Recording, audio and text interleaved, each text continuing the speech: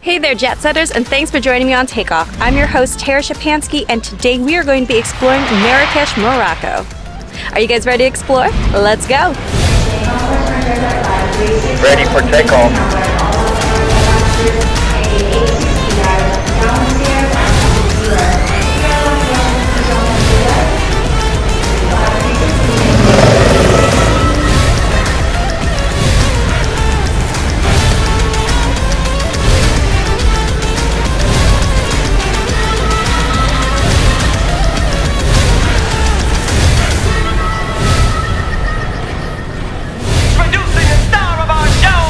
For takeoff. Ready for takeoff. Before we take off, be sure to descend on the subscribe button, bank on the notification bell, and land that like button. Thanks, jet setters. Ready for takeoff.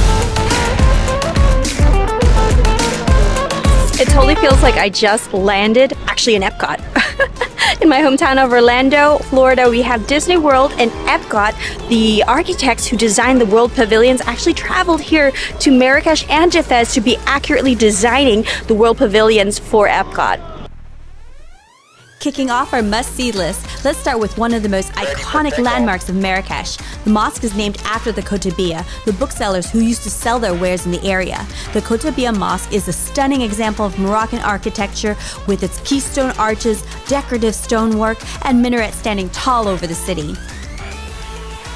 During the height of the Second World War in 1943, Churchill convinced Roosevelt to travel to Marrakesh after the Casablanca Conference with saying, "You cannot come all the way to North Africa without seeing Marrakesh." It was on this trip that Churchill painted his only artwork during the war. Marrakesh is home to a wide range of iconic structures, many of which were constructed during the last millennium, including the likes of El Badi Palace, built in the 16th century by Saadian Sultan Ahmed al-Mansour.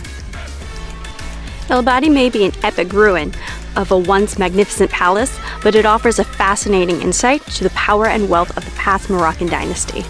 An intriguing piece of Marrakesh's historical jigsaw, El Badi Palace is a popular tourist attraction for visitors to the Red City. In contrast to the well-preserved BAHIA Palace, El Badi is a shell of its former self. Although the former Grand Palace stands largely in ruins today, stripped of all its former beauty, it is still easy to take a journey back in time and imagine the splendor of the palace's heyday. It's set within sunken gardens and surrounded by epic ramparts whose decrepit towers boast panoramic views all over the Medina. El Badi's layout was actually inspired by the Alhambra in Granada, Spain. El Badi Palace's name alone conjures up an image of past grandeur, as it means the incomparable. The funds came from the Portuguese following their defeat in the Battle of Alcácer Quibir, also referred to as the Battle of the Three Kings, because it claimed the life of three kings from different nations. It was the battle that saw the death of the previous sultan. Moulay Ismail gained notoriety for destroying the grand buildings in Marrakesh, taking the riches to Meknes to construct his own palaces and significant sites. El Badi Palace wasn't spared. It was taken apart and stripped of all its splendor over the 12-year period, with the exquisite materials reused to build the royal palace in Meknes.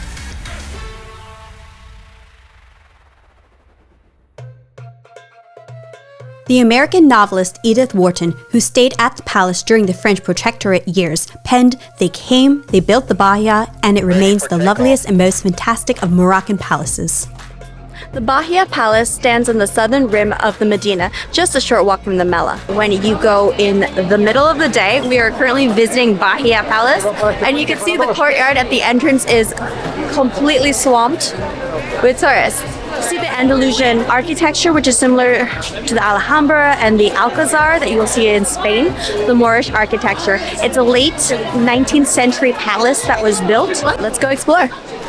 The rooms for the wives and concubines have carved cedar ceilings. Salons are lined by stained glass windows. Reception halls dazzle with their tile mosaics in geometric patterns and delicate stucco works. The palace harem is decorated with woven silk panels and more stained glass windows, while the huge grand courtyard is a sight to see with its marble-tiled surface stretching out between the carved wooden galleries.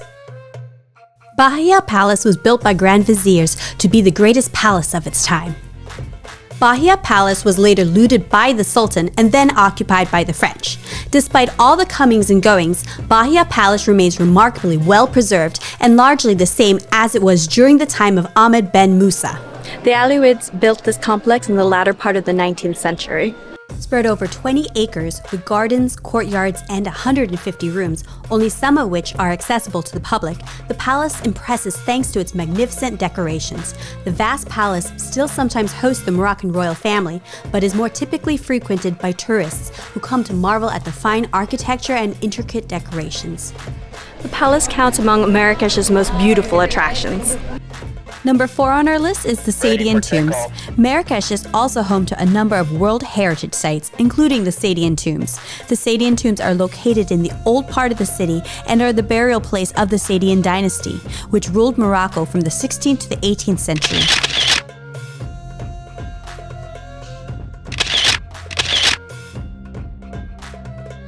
Moulay Ismail, known as the Warrior King and the Bloodthirsty, wanted to erase all evidence of the magnificent Saidi dynasty. He set about destroying and stripping many of the dynasty's greatest buildings, including the Badi Palace. But when it came to the Saadian tombs, he showed a surprising amount of restraint, fearful of committing sacrilege by destroying a burial ground. Instead, he built a wall around the tombs, leaving only a small passage from the nearby Kasbah Mosque. The Saadian tombs lay untouched and neglected for more than 2 centuries. Then, in 1917, a French aerial photography survey sighted the ruins. The rediscovered tombs were promptly uncovered and restored, and soon opened to the public in all their former glory. The Museum of Marrakesh is housed within one of the city's former palaces. The Grand Building was the private residence of the country's defense minister before the colonial era. It was later used as a school for girls before being carefully restored and opened as a museum. The lavish Andalusian-style inner courtyard is a highlight, with carved cedar wood, colorful tiles, stained glass windows, ornamental pillars, a large chandelier, and painted doorways. Visitors can also see the less opulent hammam and kitchen. An array of artwork and artifacts can be found in the various rooms, with pieces from the present time as well as the past. Collections include pottery, calligraphy, old gravestones, coins, paintings, clothing, and historical documents.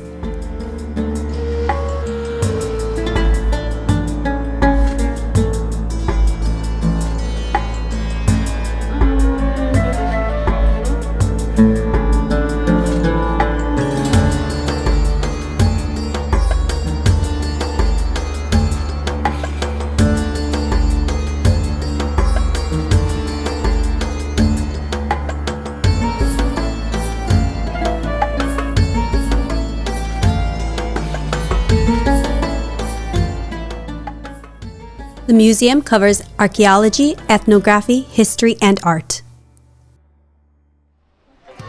Although it's considered a lesser-known garden, Le Jardin Secret is one to put on your must-see list in Marrakesh. Inside of Le Jardin Secret, you will find yourself inside of one of the most ancient riads of the Medina in Marrakesh. Dating back more than 400 years ago, Le Jardin Secret has been home to some of the most important political figures of Morocco and Marrakesh. It hasn't always been open to the public, so you're in for a real treat. The Riad is a traditional manor house inside of which there's always a garden, an oasis of peace and quiet that's protected by high windowless walls. In the Islamic gardens, the division into 4 quadrants reflects the great traditional style of Middle Eastern gardens, which were conceived as an earthly reflection of paradise as described in the Quran. The Secret Garden is a fully reconstructed traditional Islamic garden. Because of its recent renovation, Le Jardin Secret is now part of a great tradition of stately Moroccan and Arab Andalusian palaces. Lucky number 7 on our list, Le Jardin Majorelle is among the most Instagram spots in all of Morocco, with its botanical garden and artist landscape. Created by the French painter Jacques Majorelle, this botanical garden has more cacti plants than you can shake a terrarium at. It also has a stunning indigo blue Art Deco house as its centerpiece. Originally created by the French artist over a period of 40 years and later restored by Yves Saint Laurent, it is one of the most beautiful gardens in Morocco. Jacques Majorelle was the son of renowned Art Nouveau furniture designer Louis Majorelle. The Frenchman was a man of many talents and interests, but was best known as an Orientalist painter until, that is, he built the Jardin Majorelle, a labor of love for 40 years in the making, and for which he is most widely recognized today. Majorelle arrived in Morocco in 1917, first to Casablanca and then to Marrakesh. He fell in love with the colorful city and in 1923 purchased a plot of land near the Palm Grove. As he became more established, he slowly began to develop and expand his property. He built himself a house in the Moorish style and a Berber-style building with a tall adobe tower, which he called the Borge. Housed inside this iconic indigo blue house is the Berber Museum. In 2011, the Berber Museum was inaugurated on the garden grounds, offering a rich insight into the creativity of the Berber people, the most ancient of North Africa. In 1931, Majorelle commissioned the architect Paul Sinoir to design and build a cubist villa near his first house. He used the ground floor as his workshop and the second floor as his studio, and while he continued to paint, Majorelle also dove headlong into one of his other passions, that of an amateur botanist. For almost 40 years, he carefully cultivated 135 plant species from 5 continents, turning his property into an enchanting landscape garden of cactus, yucca, jasmine, bougainvillea, palms, coconut trees, banana trees, whitewater lilies, bamboo, and more. He also used his own color to paint the buildings dotted around the property, a clear and intense blue that he trademarked as Bleu Majorelle or Majorelle Blue. The garden became an expensive passion for Majorelle, a fact he didn't hide. This garden is a momentous task to which I would give myself entirely. It will take my last years from me and I will fall, exhausted under its branches after having given it all my love.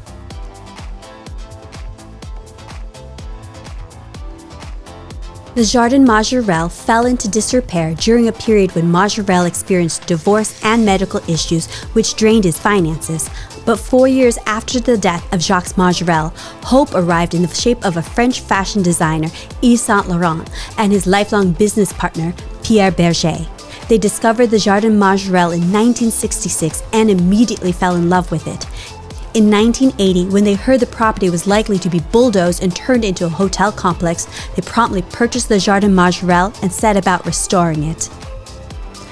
Careful to maintain the original vision of Jacques Majorelle, Saint Laurent and Berger oversaw the restoration project that not only revived the garden but expanded upon it.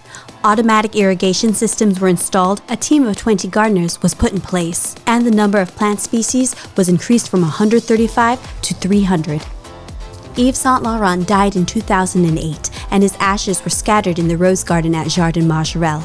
2 years later, the street in front of the Jardin Majorelle was renamed Rue de Yves Saint Laurent in his honor. In 2010, ownership of the property passed to the foundation Pierre Berger Yves Saint Laurent, a French not-for-profit organization. The Algerian-born French designer and his partner literally saved a piece of Marrakesh heritage. Not only did they buy the property, but they also chose to live in the Jardin Majorelle's Villa Oasis. To this day, a Roman pillar memorial stands in the garden to pay homage to the late Saint Laurent. So it's actually really important to get here early if you want to beat the rush. We got here at 8 a.m. right when it opened, but you can see right behind everyone that is queuing, and that is just the entrance line. And then over here is the line to be buying the tickets. It's recommended that you buy the tickets online. Since we arrived at 8 a.m., we were able to not have a line when we purchased the tickets. Located just steps from the Jardin Majorelle is one of 2 namesake museums in the world dedicated to the French fashion designer Yves Saint Laurent. The Yves Saint Laurent collection is an amazing body of work that even the non-fashionista will appreciate. It's housed in one of the city's most striking buildings alongside a beautiful garden cafe, inclusive of a bookstore, auditorium, and gift shop.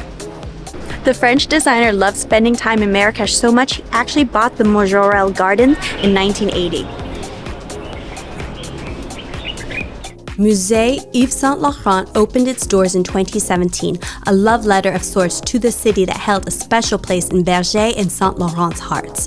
Recognizable by its brick facades, Musée Yves Saint Laurent is home to a host of clothing collections, haute couture, accessories, and much more, all cemented in history by the great designer. For 60 years, French fashion house Yves Saint Laurent has delivered consistently fresh designs, working with classic silhouettes and elevating the beatnik look. While Saint Laurent gained many muses along the way, a trip to Marrakesh resulted in endless inspiration for the couturier himself. In 1966, Saint Laurent himself and his longtime partner Pierre Berger discovered a place of refuge in the Moroccan city. "Marrakesh taught me color. Before Marrakesh, everything was black," Saint Laurent once said. The museum houses an important selection from the Foundation Pierre Berger Yves Saint Laurent's impressive collection, which comprises of 5,000 items of clothing, 15,000 haute couture accessories, as well as tens of thousands of sketches and assorted objects.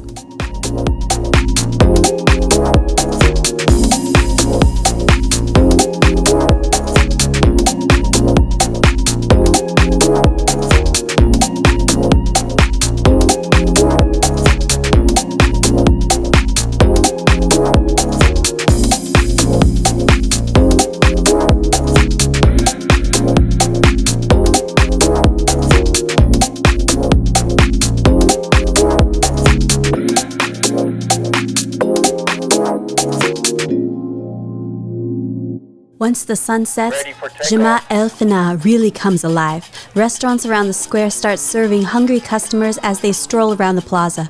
Berber musicians and dancers begin their nightly performances. Acrobats and slapstick comedians start performing all across the square, and henna tattoo artists vie for customers as storytellers and poets pass on the oral traditions of Morocco. Jemaa el-Fnaa dates back to the founding of Marrakesh by the Almoravids in 1062 and later grew in importance when the Almohads took the city in 1147, renovating the square and the city around it. For almost 1,000 years, the square has functioned as a market and gathering place at the heart of the city, where fearsome rulers once held public decapitations to keep their subjects in line. Today, the square attracts the entire spectrum of life in Marrakesh, locals of varying social and ethnic backgrounds, and tourists from across the world. In the morning, stall owners set up their stands selling orange juice, spices, traditional medicines, mint leaves, and snails. The flutes of snake charmers drift across the square, monkey trainers entertain the crowd, and tooth pullers ready their pliers to pluck out the aching teeth of passers-by. For 1,000 years, Jemaa el-Fnaa has served as a gathering place and the market at the heart of Marrakesh. Fortune tellers, snake charmers, poets, and storytellers come to entertain the crowds, helping to create an intoxicating atmosphere whose cultural importance inspired UNESCO to create its masterpieces of the oral and intangible heritage of humanity. Ready for takeoff.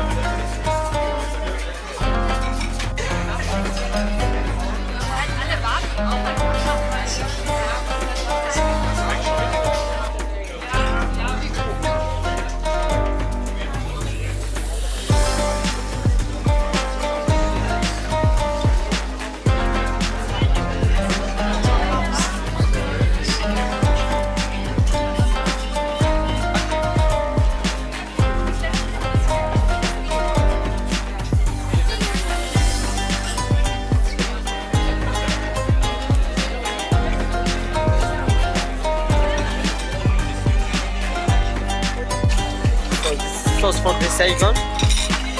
This is the starter for the peanut calamari. Enjoy. Thank you.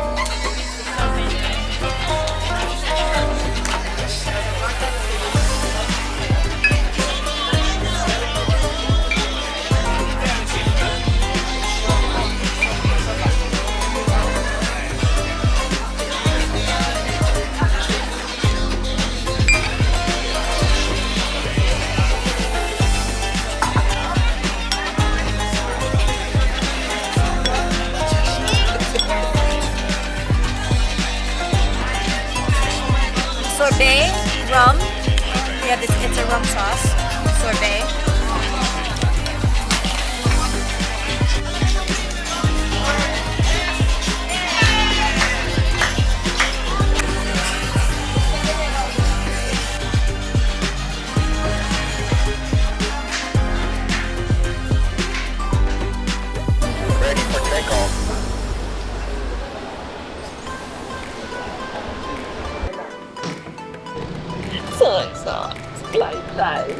What kind of rice do you want? Fried rice? Fried Light rice, white rice. That was the Chinese food in the Vietnam. Fried Light rice? rice, like fried rice or white rice. I said fried rice, white rice. What? So it's been 3 weeks now in Morocco, and we've had Moroccan food every single day. So mom is now hysterical for fried rice. We went to another restaurant that was closed. A lot of the restaurants are closed during this time. Very French of them to be taking off between the afternoon until dinner time. So we are now at Ikura Sushi. It says cheaper than therapy. It is actually for sushi. It's quite cheap. So let's see how it goes. It has good reviews, and I'm excited to have something that isn't made in a tangine. Though the tangine has been absolutely fantastic. I have been just tangined to death already. Death by tangine.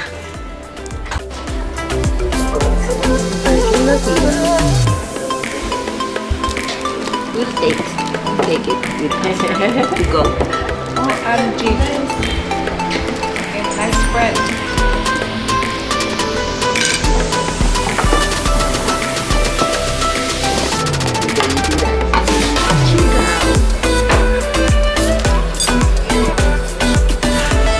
Did you order anything? Sushi?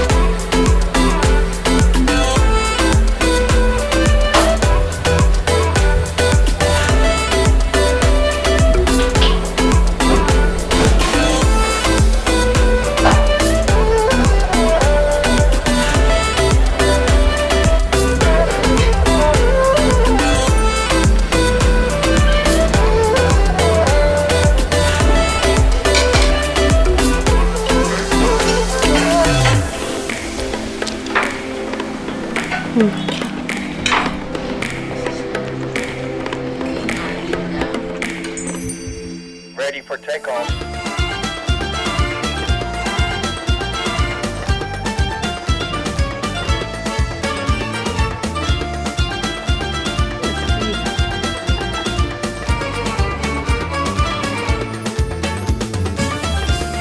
Black canvas.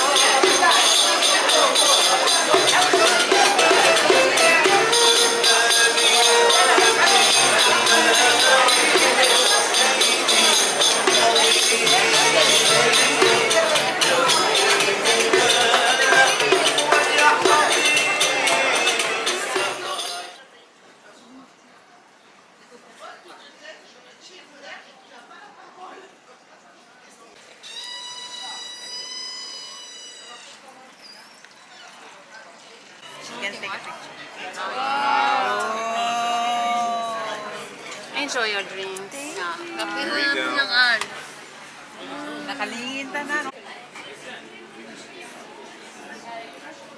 All right, cheers.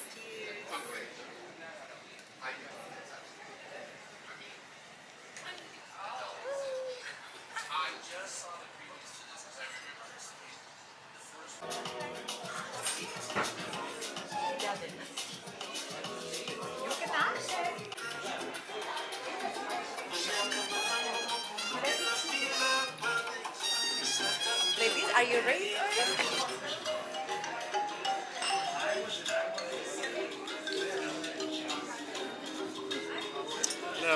Good evening. It's on the order, and this is natural grace. Okay, enjoy. Thank you. That's the Olive.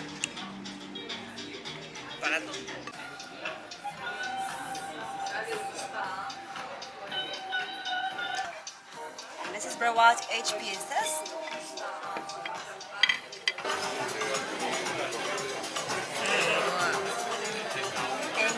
ladies.